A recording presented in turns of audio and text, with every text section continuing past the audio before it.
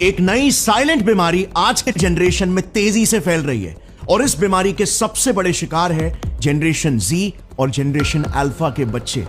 क्यों आज हर वक्त आप टायर्ड यानी कि थका हुआ महसूस करते हो? रात की अच्छी 7 घंटे की पूरी नींद लेने के बाद भी सुबह उठकर बिस्तर छोड़ने का मन ही नहीं करता। ऐसा फील होता है मानो उठने की एनर्जी ही नहीं है। आपको दिन दोपहर में तेजी से नींद आती है और काम करते वक्त या पढ़ाई करते वक्त आप खोए खोए रहते हो, जैसे मन ही नहीं लग रहा। चाहे आपके करियर के गोल्स हो या पढ़ाई के, आपको बहुत अच्छे से पता है कि उन्हें अचीव करने के लिए आपको एग्जैक्टली करना क्या है, बट उसके तरफ एक्शन लेने की जैसे ही बात आती है आप थक जाते हो, उसे टालने लगते हो।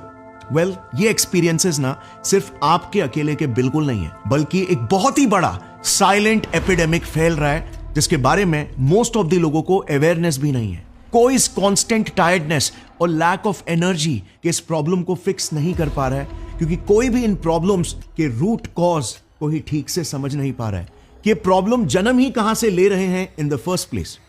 मैं ये रिपोर्ट पढ़ के एकदम शॉक हो गया कि इंडिया जैसे देश में हर 5 में से 3 इंसान आज वर्क प्लेस में टायर्डनेस के कारण बर्नड आउट हो चुका है। उन्हें कॉन्स्टेंटली ऐसा फील होता है कि उनमें छोटे से छोटे काम को करने की तक एनर्जी नहीं बची है। यह है दूसरा शॉकिंग फैक्ट। 2024 के एक यूकेजी वर्कफोर्स के सर्वे के हिसाब से 78% इंडियन एम्प्लॉइज, 78% इंडियन एम्प्लॉइज अपने जॉब्स पर बर्न आउट हो चुके हैं और उन्हें ऐसा फील होता है मानो वो वहीं पर खड़े हैं और दुनिया आगे निकली जा रही है। सो माई क्वेश्चन इज, ये इतने बड़े स्केल पे, वो भी आज के मॉडर्न मेंटल हेल्थ अवेयरनेस वाले युग में, ये क्या हो रहा है? हम आज कहां पर भटक गए? वेल, ऑनेस्टली स्पीकिंग भटक तो गए हैं, वो भी बुरी तरह, क्योंकि कई लोग इस प्रॉब्लम से डेली बेसिस पर इतना सफर कर रहे हैं पर इसकी जड़ तक पहुंचकर इसे डिस्ट्रॉय ही नहीं कर पा रहे। और इसीलिए फ्रेंड्स, मैं इंसिस्ट करूंगा आप इस वीडियो को पूरा एंड तक देखना, क्योंकि आज के बाद से आपकी लाइफ पूरी की पूरी आपके कंट्रोल में आने लगेगी। आप टायर्डनेस की जगह पर हमेशा एनर्जेटिक फील करोगे और अपने वर्क, स्टडीज, सोशल लाइफ में अपना 100% देकर सुपर सक्सेसफुल होने लगोगे। और ये कोई मैजिक नहीं है, बल्कि साइंस है। सो शुरू करते हैं सीधा मेन मुद्दे से। टायर्डनेस आखिर होता ही क्या है?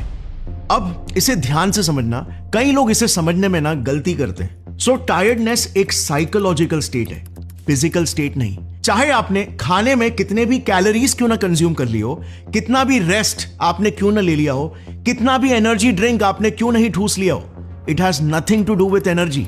आप फिर भी टायर्ड फील कर सकते हो। ये एक मेंटल, एक साइकोलॉजिकल स्टेट है। दिमाग में एक पर्टिकुलर किस्म का केमिकल लोचा है। Let me explain. देखो, हमारा दिमाग ना लाखों करोड़ों सालों के विकास यानी कि एवोल्यूशन से बना है।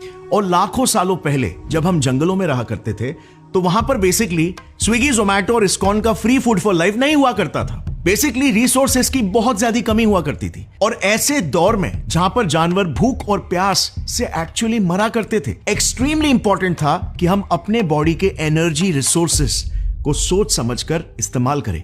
और इंसानों के लिए तो एक बड़ा दिमाग का होना मतलब और भी ज्यादा कैलोरीज खर्च होना, क्योंकि 2% बॉडी साइज होने के बाद भी हमारा दिमाग 20% एनर्जी कंज्यूम करता है। अब यह सुनकर आप हैरान हो जाओगे। स्टैनफोर्ड के प्रोफेसर ऑफ न्यूरोसाइंस रॉबर्ट सेपोल्स्की के हिसाब से एक चेस ग्रैंड मास्टर एक दिन के टूर्नामेंट में 6000 कैलोरीज तक बर्न कर सकता है। कंपैरिजन के लिए 1 घंटा भागने में सिर्फ 700 कैलोरीज ही खर्च होते हैं। सो ये बिल्कुल क्लियर था कि प्राचीन दौर में खाने और रिसोर्सेज की कमी के वजह से दिमाग को एनर्जी कंजर्वेशन मैकेनिज्म डेवलप करना पड़े, ताकि वो हमारे शरीर की ऊर्जा को एकदम फूंक फूंक कर ही खर्च करे सिर्फ उन्हीं कामों में जो दिमाग को लगता है जरूरत के हैं। और एग्जैक्टली इसी नीड के वजह से ही जन्म हुआ टायर्डनेस के इमोशन का।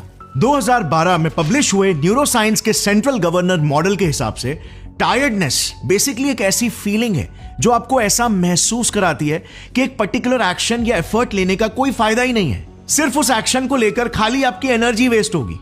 यह एक प्राचीन साइकोलॉजिकल लूपहोल है जो आज तक चलता आ रहा है और हमें एनर्जी को फूंक फूंक कर यूज करवाने के लिए इन्फ्लुएंस कर रहा है। बेसिकली 2016 में पब्लिश हुए एक और एक रिसर्च के हिसाब से इसे एक किस्म का कॉस्ट बेनिफिट एनालिसिस कहा जा सकता है, जो कि किसी भी टास्क के पहले आपका मोटिवेशन लेवल डिसाइड करता है।